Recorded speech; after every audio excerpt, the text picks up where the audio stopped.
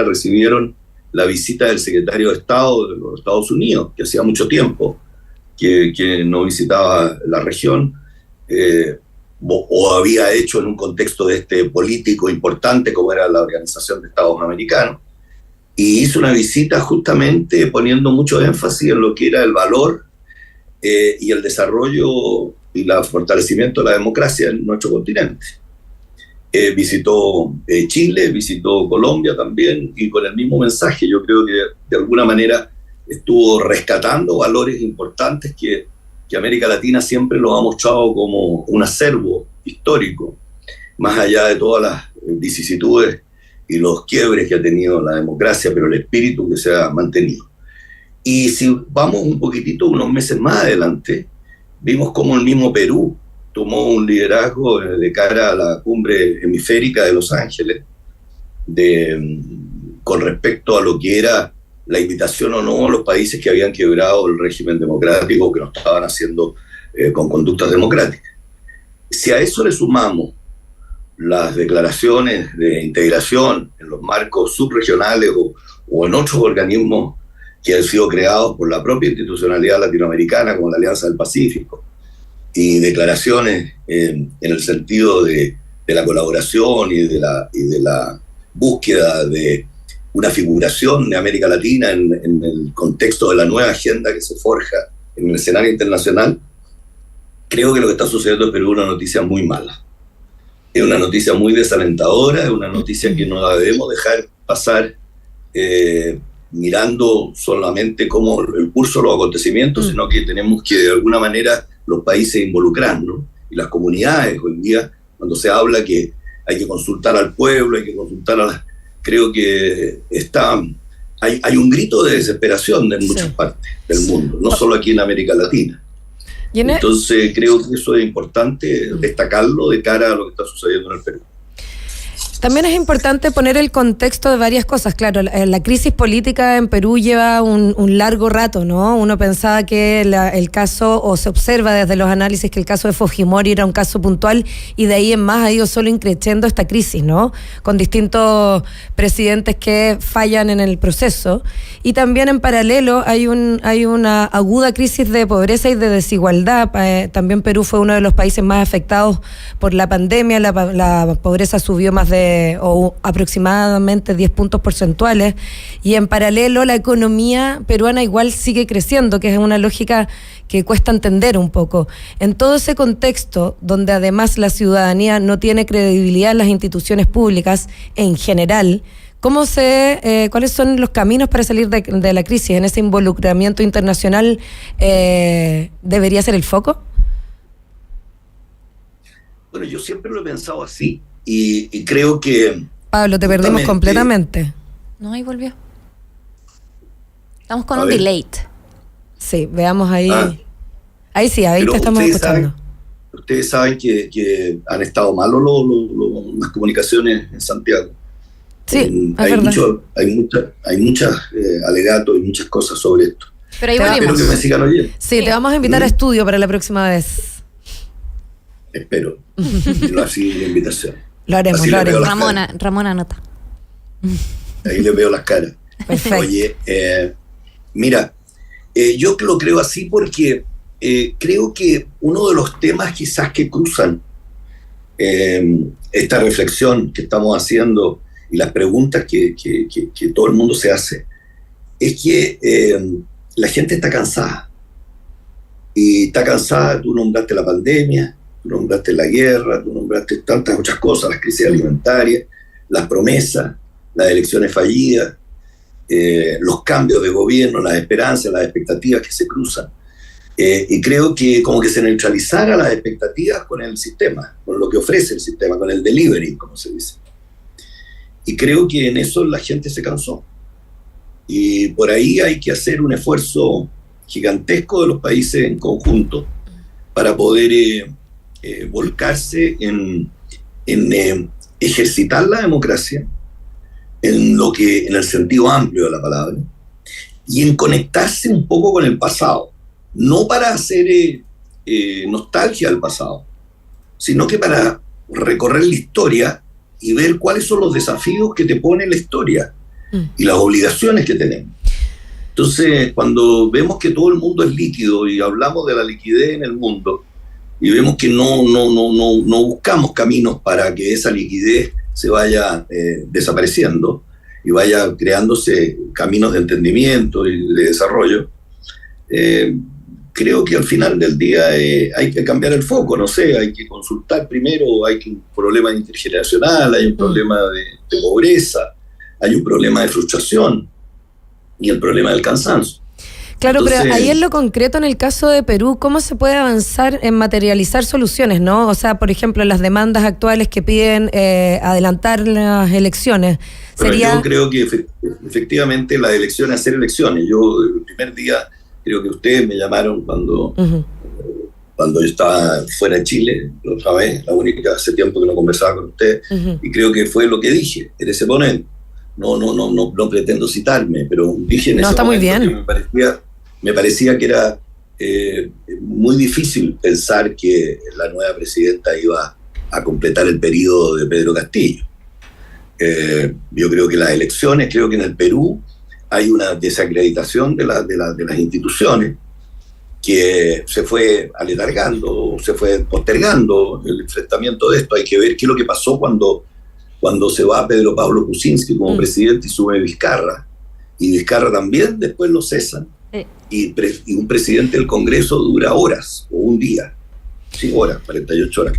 Claro, pero en esa lógica llamar a elecciones es como, ¿quiénes serían las cartas? ¿Hay cartas que puedan representar a la ciudadanía? Bueno, además ¿cómo se sale de esa profunda crisis? El 2024 ¿no? parece bastante lejos en función a cómo están las cosas hoy día. Se habló del 2023. Pero veo también que hay que ser pragmático, o sea, o se llama una asamblea constituyente, que creo que puede ser peor en el Perú, por hoy día. Pero creo que hay una responsabilidad importante, porque hay que ver que no solo Castillo, sino que desde las elecciones anteriores vimos con cuántos votos y con cuánto dimensión de población fue elegido Castillo, 19% creo los votos en la primera vuelta. Entonces, yo creo que esa reflexión la tienen que hacer los peruanos, con la colaboración de nosotros, obviamente, de todos los otros involucrados, porque la paz se vocea, la democracia se vocea, pero ejercitarla es otra cosa, es muy difícil. Entonces, ese clamor, canalizarlo, pero canalizarlo con políticas públicas correctas. O sea, no es que yo esté dando la receta mágica y la receta perfecta, porque no existe. Pero aquí las responsabilidades hay que asumirlas. Yo creo que Castillo cometió errores garrafales y lo tuvimos una semana antes de que pasara esto en Chile. Y haciendo acuerdos y hablando de la alianza de la Alianza del Pacífico. Y esto ha sido tremendo de malo para la Alianza del Pacífico. Después tuvimos una visita de nuestro presidente a México, donde se volvió con mucho ímpetu diciendo que íbamos a trabajar con México por desarrollar la Alianza del Pacífico y otras cosas, y vemos cuál ha sido la actitud de México frente a lo que está sucediendo en el Perú. O sea, aquí no es que haya un país más culpable que otro, estoy poniendo los temas sobre la mesa. Y creo que eso es los que invitan a reflexionar. Si ponen la carreta ante los bueyes ante la carreta, no sé. Pero a mí me gustó mucho un título que puso un diario extranjero, para señalar qué es lo que estaba sucediendo en el Congreso del Perú, y dijo que corre en forma distinta a la calle. El Congreso está como corriendo en forma contraria a lo que corre la calle. Y ahí es donde tiene que haber liderazgo. Y yo creo que eso es lo que falta. Falta liderazgo. El liderazgo todos sabíamos desde el primer día, los observadores y quienes seguimos las vicisitudes de la política exterior, veíamos que en el Perú no había liderazgo. El liderazgo del presidente Castillo era muy frágil, muy débil, lo demostró en su actitud final frente a la situación que se produjo, muy mal asesorado seguramente, o en un momento de blanqueo de mente, no tengo idea, pero muy mal medido y casi como conocimiento de lo que estaba sucediendo adentro del Perú. Entonces esto nos debe llamar a nosotros a reflexionar, a reaccionar. Nosotros como Chile creo que reaccionamos muy bien, más allá de todos los otros que sucedió.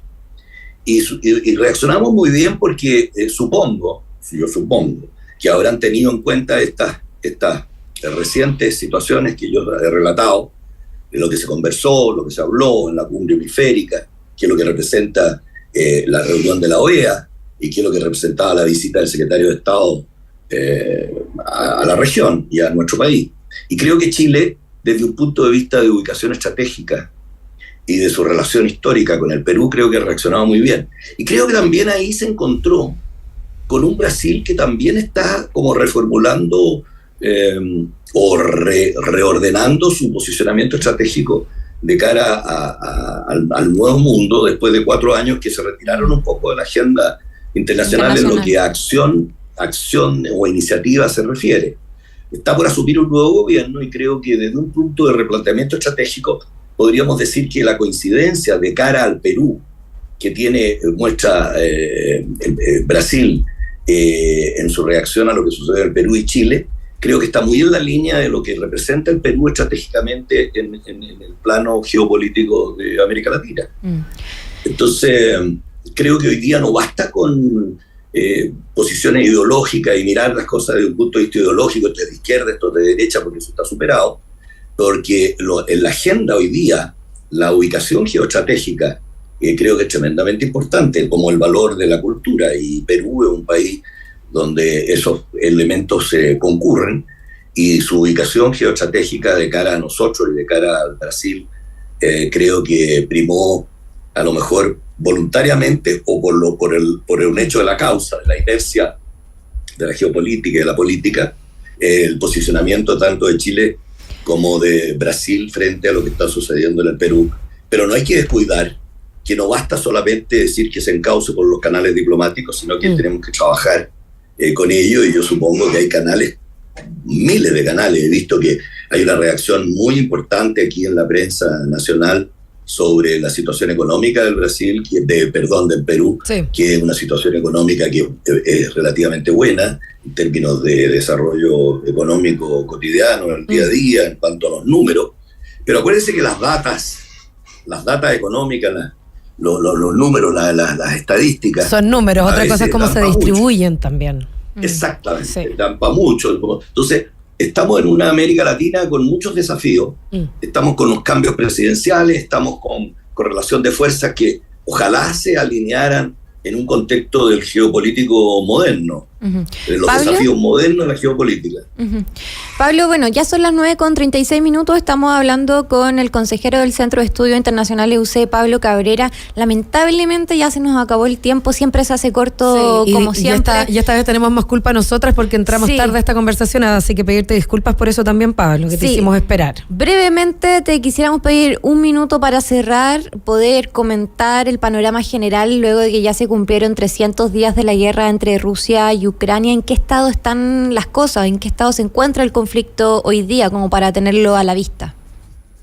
En 1 minuto decir que creo que 300 días son necesarios para hacer un recuento tanto de la simbología de lo que significan las últimas actitudes o los últimos hechos que están sucediendo allá, como cuál es el panorama que podemos visualizar. Creo que hoy día, junto con los 300 años, hay 2 hechos que son importantes en el contexto de la guerra. 300 días. Dijiste 300 años 300 y ahí días. Yo lloraría con el alma. Perdón, 300 días. Hoy día es el día más largo del año y el día más corto en el hemisferio norte, el día donde comienza el invierno en el hemisferio norte. Así es. Y el invierno ha sido un elemento central, por lo menos en las declaraciones y en las estrategias y en las tácticas militares de cara a esta guerra. Y creo que han habido movimientos que pueden presagiar que hay un cambio de estrategia de cara al invierno en lo que se refiere al posicionamiento de las fuerzas en Bielorrusia, quizás acercándose un poco a las fronteras occidentales de Ucrania, por donde se nutre de armamento occidental, que es Polonia, y también acercándose a Kiev, que es la capital de Kiev. Recordemos en los 800 días que la operación militar especial era enfocada principalmente en derrocar al gobierno de Zelensky de Ucrania y hacerse oficialmente de las repúblicas secesionistas del Donbass. Creo que ninguna de las dos cosas han sucedido, y de cara a una conmemoración en 2 meses más de 1 año de esta invasión, que donde la alta tensión ha pasado a media tensión o a baja tensión, creo que los elementos que están en juego con una visita del presidente Zelensky a los Estados Unidos, que también tiene una simbología no solo de ir a los Estados Unidos, sino que lo dejo pasado porque no tenemos tiempo, es el cambio en la correlación de las fuerzas en la Cámara de Representantes. Mañana se vota, o hoy día se vota, en la Cámara de Representantes, un préstamo a Ucrania o una PACE de 49.900 millones de dólares para ayuda a Ucrania, que tiene que ser refrendado por la nueva administración parlamentaria, digamos, las nuevas autoridades del Capitolio posteriormente, después de la asunción del 6 de enero. Entonces creo que ahí hay un elemento importante de la visita de el ánimo y la energía que pueda poner Ucrania de cara a los nuevos legisladores, porque ha habido bastante discusión en los medios republicanos, que ahora van a tener la mayoría de la Cámara de Representantes, respecto a las ayudas que se le están prestando a Ucrania y respecto a que no se ve una luz al final del túnel en negociación entre las dos partes. Entonces creo que en un minuto he podido decir que hay símbolos que donde una de las potencias más importantes, que es Estados Unidos, acoge al presidente en su primera visita al extranjero, mostrando un grado de autonomía y que se puede mover fuera, y cuando el presidente Putin también ha hecho unas declaraciones al respecto que no tenemos tiempo para analizarlas, pero que hoy día Rusia tiene dos elementos importantes que quizás Ucrania quiere también no neutralizar, pero por lo menos equiparar en términos de prensa o de escenario internacional. Son los ejercicios militares y el transporte de tropas a Bielorrusia y el acuerdo, y el inicio mañana de ejercicios militares entre China, masivos ejercicios militares entre China y Rusia en la cuadra de Shanghái, mostrando un poderío y un acercamiento importante. Creo que esas cosas hay que tenerlas en cuenta y analizarlas y mirarlas un poquito más en profundidad de cara al futuro de la guerra, que está todavía muy lejano porque no se ven signos de negociación, lamentablemente. Ya son las 9:41. Todos mis respetos por ese resumen para poder hacer foco ahí en Ucrania y Rusia un segundo. Sin duda queda mucho por profundizar ahí, así que la invitación ya está hecha para abrir la próxima semana contigo acá en el mostrador en La Clave, ojalá en estudio Pablo Cabrera. Ahí le pediremos a Ramón que haga los contactos a ver si el mismo lunes ya vienes después de las fiestas, así que aprovechamos de desearte también una buena Navidad. Mucho gusto saludarla, igual a ustedes, Francisca, Macarena, feliz Navidad y feliz, pero antes del feliz año no, porque nos vamos a ver de nuevo. Sí, nos vamos a ver, ojalá el mismo lunes 26, así que ahí nos damos la... El día que puedo. Ah, entonces lo dejamos agendado, hecho. Ya, muy bien. Gracias, Pablo. Buen día. Adiós. Chao. Adiós. Bueno, y arrancamos ya la última pausa de la mañana rápidamente para aprovechar el tiempo. Fran Castillo, tenemos 2 datos que compartir antes de hacer esa pausa. Así es, porque tu identidad es única, puedes desarrollar tu vocación artística desde un enfoque social y latinoamericano. Ingresa a academia.cl, conoce las carreras de artes y despliega tu creatividad en una de las facultades más importantes del país. Universidad Academia de Humanismo Cristiano, identidades que hacen futuro, acreditada y adscrita a gratuidad. ¿Y a quién no le gusta sentirse seguro y cooperar con el medio ambiente? Con la nueva cuenta Vista Sustentable Copeuch se pueden hacer las dos cosas, porque la tarjeta de débito Copeuch Mastercard es de plástico reciclado y más segura. Hazte socio en copeuch.cl. Y al regreso de la pausa estaremos hablando de fusión nuclear. Ya les contamos de qué va. Vamos y volvemos. Diálogo y conversación en los tiempos que estamos viviendo. Escuchas El Mostrador en La Clave. Porque tu identidad